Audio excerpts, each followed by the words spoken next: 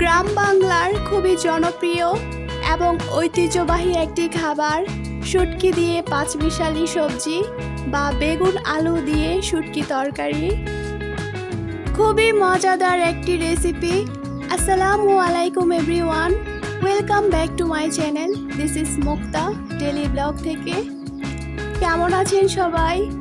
আশা করি ভালো আছেন। আলহামদুলিল্লাহ, আমিও খুব ভালো আছি। আজকে আমি আপনাদের মাঝে শেয়ার করব আমাদের নরসিংদীতে যেভাবে সচরাচর বেগুন আলু এবং পাঁচমিশালি সবজি দিয়ে যেইভাবে শুটকি তরকারি রান্না করা হয়, তারই একটি মজাদার রেসিপি আপনাদের মাঝে শেয়ার করব। তাহলে চলুন প্রথমে শুরু করা যাক। এই তো প্রথমে আমি বাসমতি শুটকি নিয়ে নিয়েছি, তার সাথে পেঁয়াজ কুচি এবং কাঁচামরিচ নিয়ে নিয়েছি এবং আলু স্লাইস করে কেটে রাখা লম্বা করে, তার সাথে বেগুন এবং দাঁড়া নিয়ে নিয়েছি। চলে আসলাম রান্নায়। গ্যাস অন করে প্যানে তেল দিয়ে দিলাম, তার সাথে কিছু পেঁয়াজ কুচি এবং রসুন 6 থেকে 7টি কাঁচামরিচ দিয়ে দিব। পেঁয়াজ রসুন এবং কাঁচামরিচ গরম তেলে একটু সময় নিয়ে ভেজে নিতে হবে। এক্ষেত্রে চুলার আঁচটা মিডিয়াম লো হিটে রাখবো। ভিডিওর শুরুতে প্রথমে সবার কাছে ছোট্ট একটি রিকোয়েস্ট থাকবে, ছোট্ট একটি লাইক দিয়ে ভিডিওটি কন্টিনিউ করার জন্য। পেঁয়াজ মরিচ ভেজে নেওয়ার পর এখন বাসমতি শুটকিগুলা দিয়ে দিব। শুটকিগুলা একটু গরম তেলে পেঁয়াজ মরিচের সাথে খুব ভালোভাবে ভেজে নিতে হবে। যে কোনো শুটকি দিয়েই এই তরকারিটা খুব সহজভাবে রান্না করে নিতে পারেন। আমার কাছে বাসমতি শুটকি ছিল, তাই এইটা দিয়ে রান্না করতেছি। সামান্য পরিমাণ পানি দিয়ে দিব, তার সাথে 2 চা চামচ হলুদ গুঁড়ো, 1 চা চামচ মরিচ গুঁড়ো দিয়ে দিব। এখন একটু হলুদ মরিচ এবং শুটকি খুব ভালোভাবে কষিয়ে নিব। স্বাদ মতো লবণ দিয়ে দিলাম। শুটকি তরকারি একটু ঝাল ঝাল হলে খেতে খুবই ভালো লাগে, তার জন্য এখানে আমি বেশ কয়েকটি কাঁচামরিচ ফালি করে দিয়ে দিয়েছি। এখন মশলাগুলো খুব ভালোভাবে সময় নিয়ে কষিয়ে নিতে হবে। শুটকি তরকারির আসল সিক্রেট হচ্ছে রসুন কুচি। রসুন কুচি একটু বাড়িয়ে দেওয়া হলে শুটকির তরকারির ফ্লেভারটা বহুগুণে বেড়ে যায় এবং খেতেও বেশ মজার হয়ে থাকে। এই তো আমি সময় নিয়ে কষিয়ে নিচ্ছি, দেখতেই পারছেন আমার মশলাটা কষানো হয়ে গিয়েছে পারফেক্টলি ভাবে। এই শুটকি তরকারিটা যে কোনো সবজি দিয়ে রান্না করা যায়, কিন্তু আজকে আমি আলু বেগুন এবং দাঁড়া দিয়ে সহজভাবে এই তরকারিটা রান্না করে নিব। মশলার সাথে শুটকিগুলা ভালোভাবে কষিয়ে নেওয়ার পর এখন আলু বেগুন এবং দাঁড়াগুলা দিয়ে দিব। চামচ দিয়ে একটু মিশিয়ে নিতে হবে সব মশলার সাথে।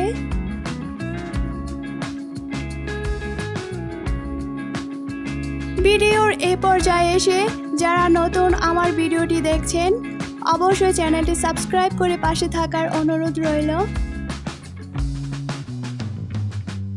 এই তো সব উপকরণ মশলার সাথে বেগুন আলুগুলা খুব ভালোভাবে কষিয়ে নিতে হবে।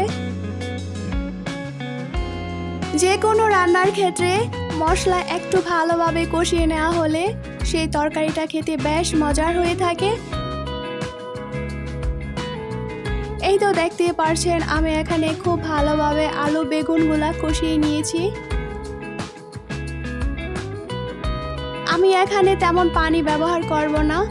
কষানো থেকে যতটুকু পানি ওঠে ওর পানির ভিতরে আমি পুরো রান্নাটা করে নিব।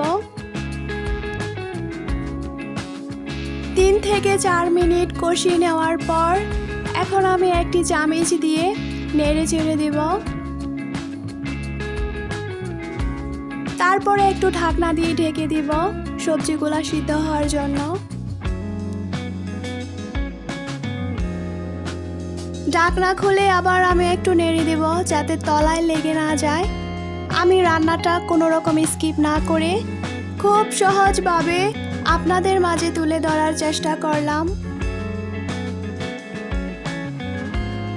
আলু বেগুন এবং দাঁড়া সবজিগুলা খুব সুন্দরভাবে সিদ্ধ হয়ে গিয়েছে। আমার তরকারি রান্নাটাও মোটামুটি প্রায় হয়ে গিয়েছে। এই তো আমি এখন একটি প্লেটে পরিবেশন করে নিব। এই তো গরম গরম ধোয়া ওঠা শুটকি আলু বেগুন দিয়ে গরম ভাতের সাথে শীতের দিনে কিন্তু খুবই দুর্দান্ত মজার। আলু বেগুন দিয়ে শুটকির এই রেসিপি একবার বাসায় তৈরি করে বানিয়ে নিতে পারেন খুব সহজেই। আশা করি খেতে খুবই ভালো লাগবে গরম ভাতের সাথে।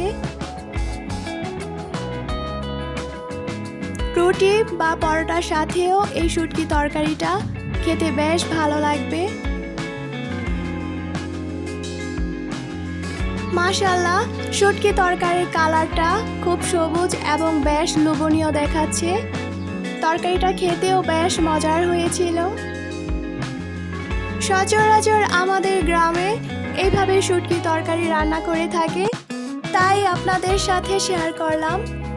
আমার আলু বেগুন দিয়ে শুটকি তরকারির এই রেসিপি সবার কাছে কেমন লেগেছে অবশ্যই কমেন্ট করে জানাবেন, এবং ভিডিওতে যারা নতুন আছেন অবশ্যই পাশে থাকা বেল আইকনটি প্রেস করে রাখবেন, যাতে আমি নিত্য নতুন কোনো ভিডিও দেওয়ার সাথে সাথে নোটিফিকেশন আপনাদের কাছে পৌঁছে যায়। আজ এ পর্যন্তই। দেখা হবে নিত্য নতুন কোনো এক ভিডিও নিয়ে বা রেসিপির সাথে। সেই পর্যন্ত আমার সাথেই থাকার অনুরোধ রইল সবাইকে।